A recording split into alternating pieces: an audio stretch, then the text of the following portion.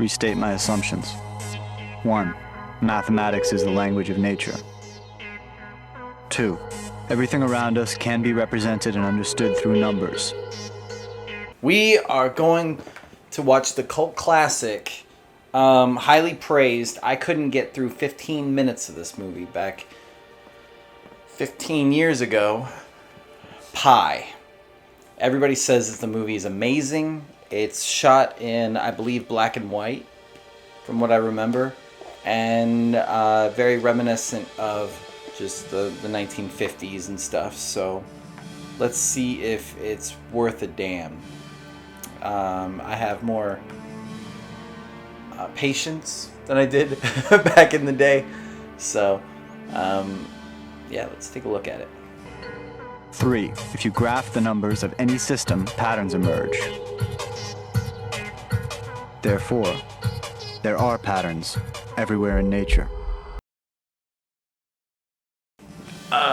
Okay, we are 18 minutes in to Pi.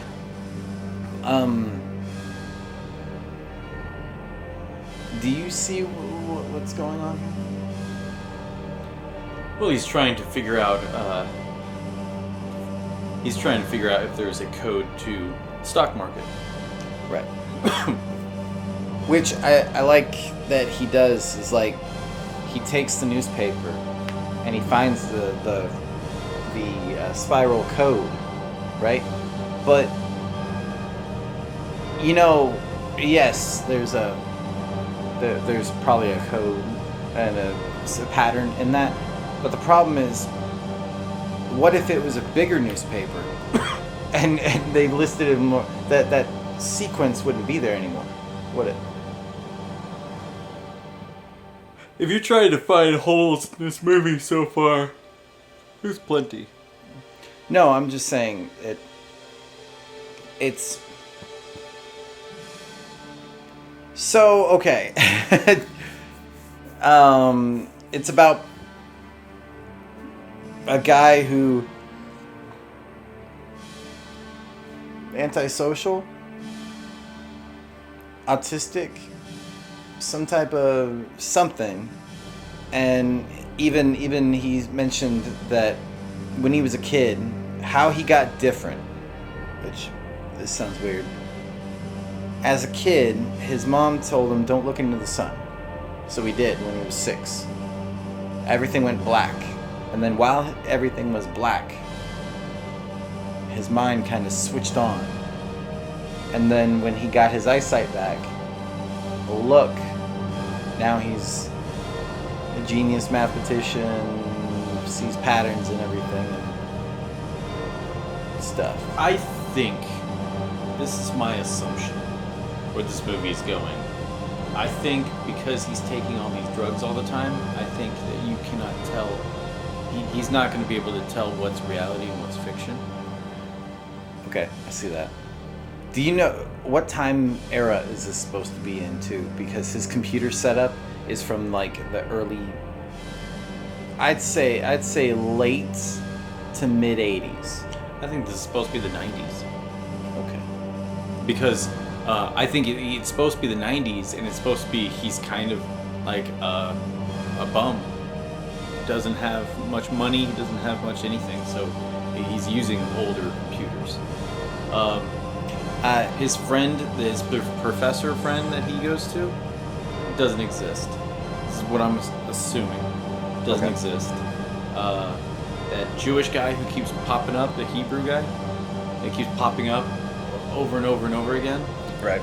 Just out of nowhere, I don't think he exists. No, I'll say he exists. No, you're right. He probably doesn't exist. Because there's no establishing shot of him even showing up. He just is there.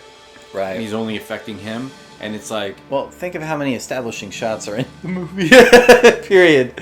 None. You mean just walk around and shake the camera around the street? And he man. And the call from that lady all the time, I think is fake.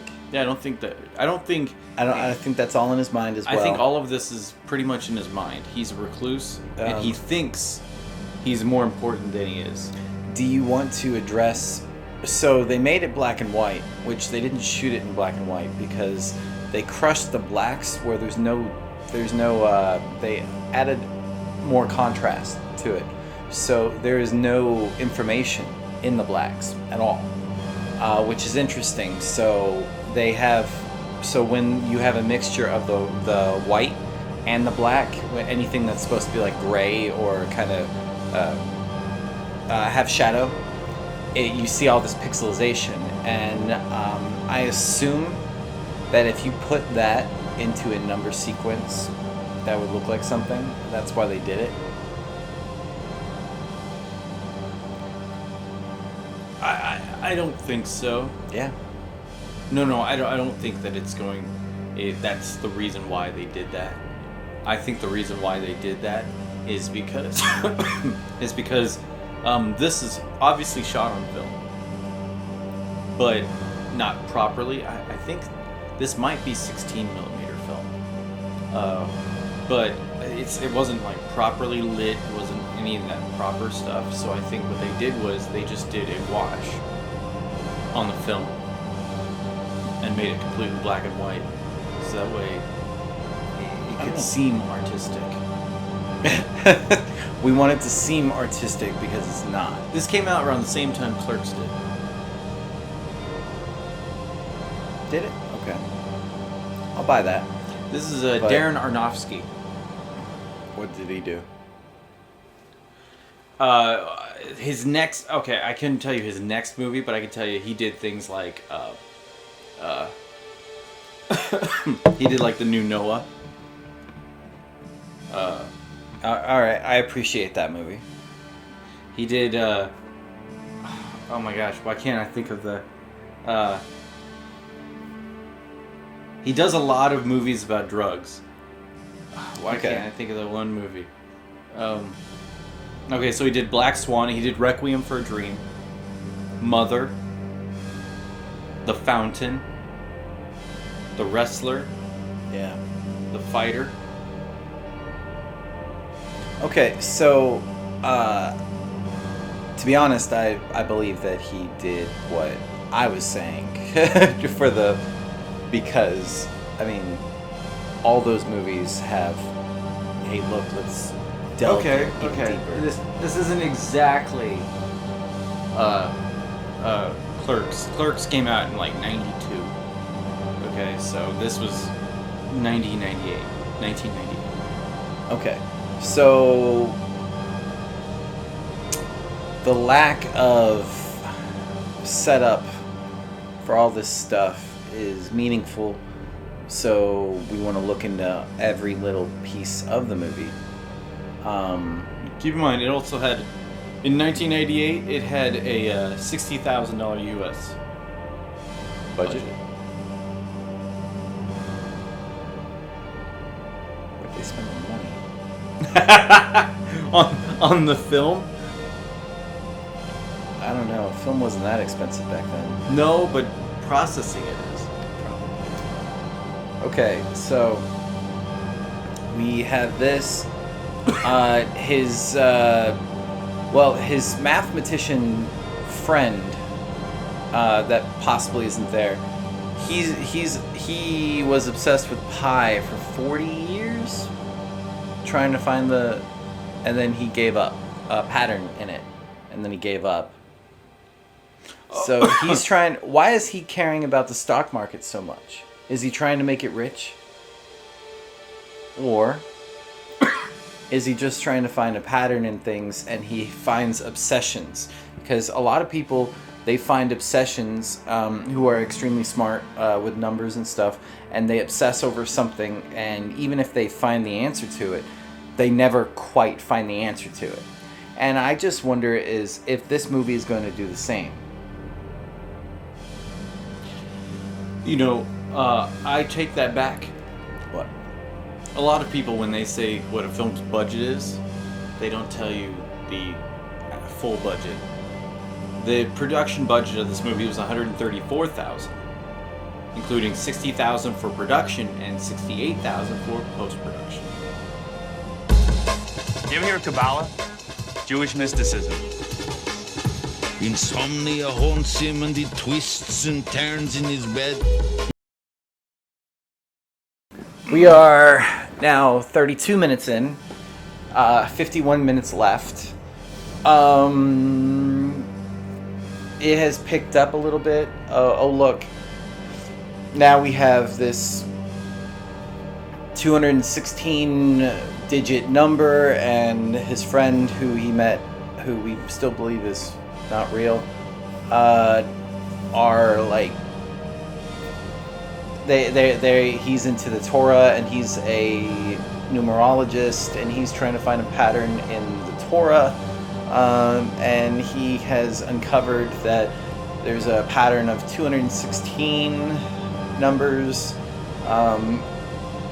But I do like when he went up to his friend's house and visited him and talked about, hey, what about this 216-digit bug that you had when you were trying to solve pi?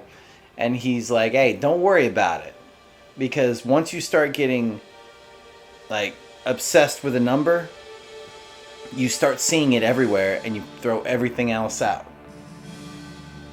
I like what they're doing there. They're aware. They're self-aware of what you could be. Where this is going, I have no idea. Is this just a watch into the... Is this like A Beautiful Mind, where you just watch the guy delve into madness?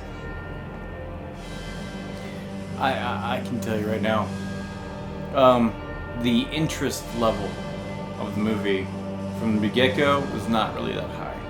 Yeah. And then, math? A little spike. Oh, that's interesting. But then you have to realize that math. Well, let's take like another number movie, the number 23. That one, it had beautiful visuals. You can get lost in the beautiful visuals and keeps you occupied. This is nothing, and you're just stuck with what we're watching.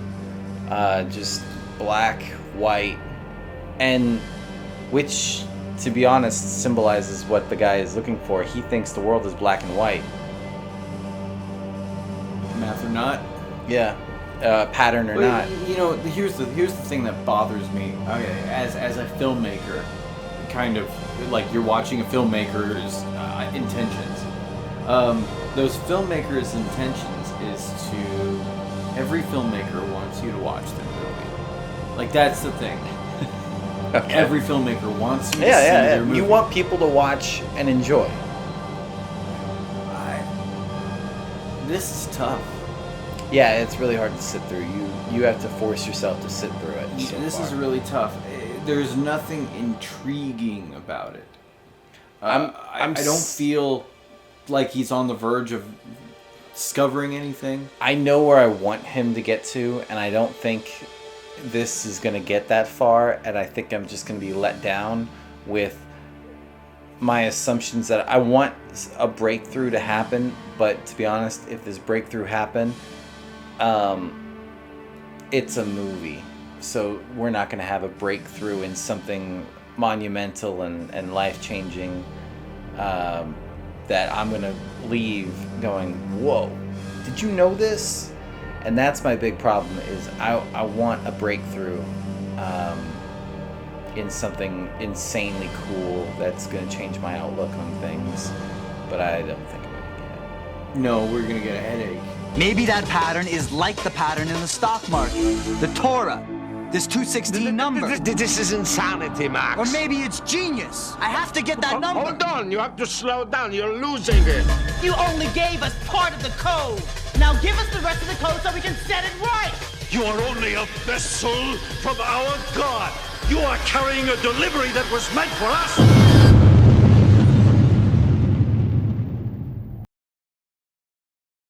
Hey, Gerald. Yes. Welcome back. We are an hour into this movie. There's 23 minutes left.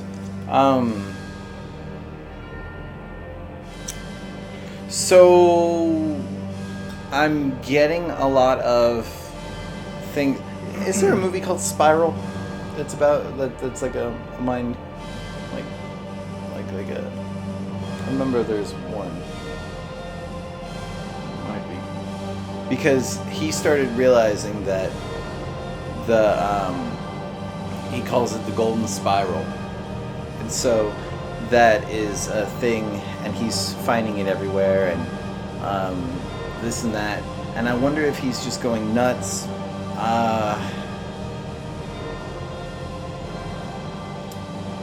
Because there's various things you can infer, like just various things like, hey, look, the spiral is you can infer that there's ants in his brain and everything, but so the spiral might be centering from the whatever he had on his head, and it goes out because there was one picture that had numerical values of parts of the head.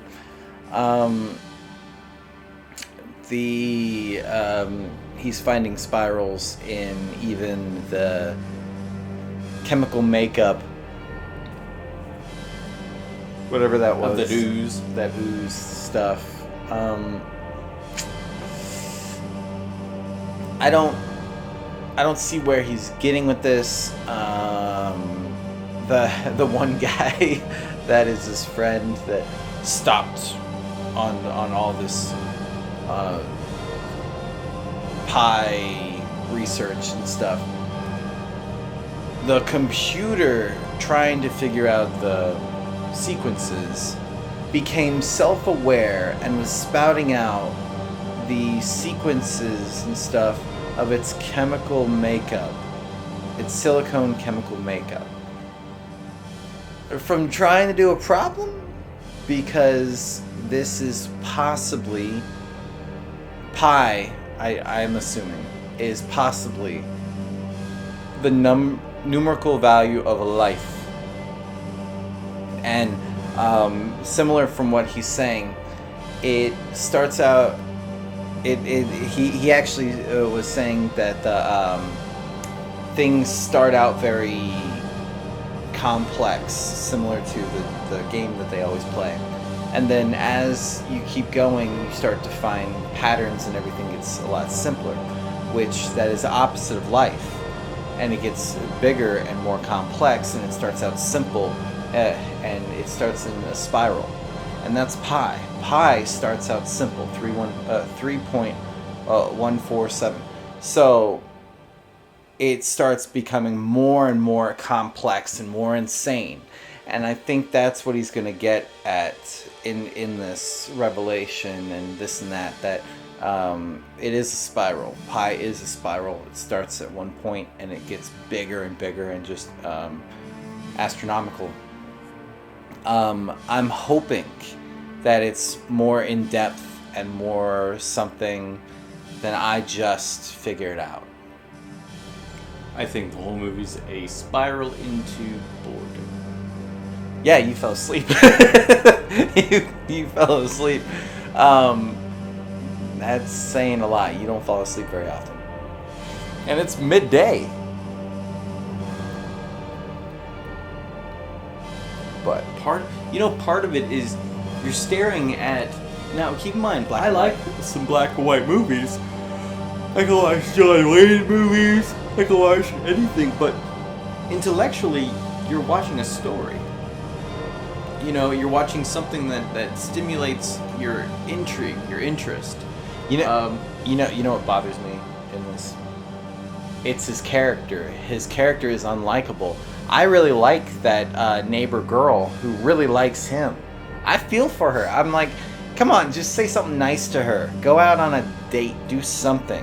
She's showing so much kindness to you. Let's be honest here. There's no real characterization in anybody, in anything. No, there's a comfort that you get. Oh well. No, I'm just talking about in general. No, not really. In general, you don't find any kind of. You only got one bit of characterization from the landlord lady when he was screaming. They opened his door, and oh no, she's like, "You get out! You're done." Look at all Look at all the Nasty. locks on this door. Yeah. Get out! Get out! Who said you could do this? And it's like, So, really? Is that all you care about? His place looks like a shithole. yeah. But that's basically it. So we have 23 minutes left.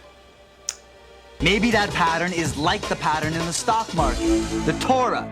This 216 number. This is insanity, Max. Or maybe it's genius. Okay, we just finished watching Pi. What do you think happened? What happened was at the end, he decided to give up his frantic pursuit for nothing. Of nothing. And he gave up his white whale, so to speak. Yeah, but so okay, apparently that 216-digit number was the name of God. And That's what they it was said. supposed to give you all power and this and that. And he knew it, and it was changing him and he was seeing things. That explains why he was seeing what he was seeing and he was going through what he was going through. And when he decided to forget it and to throw it away, he ends up being normal.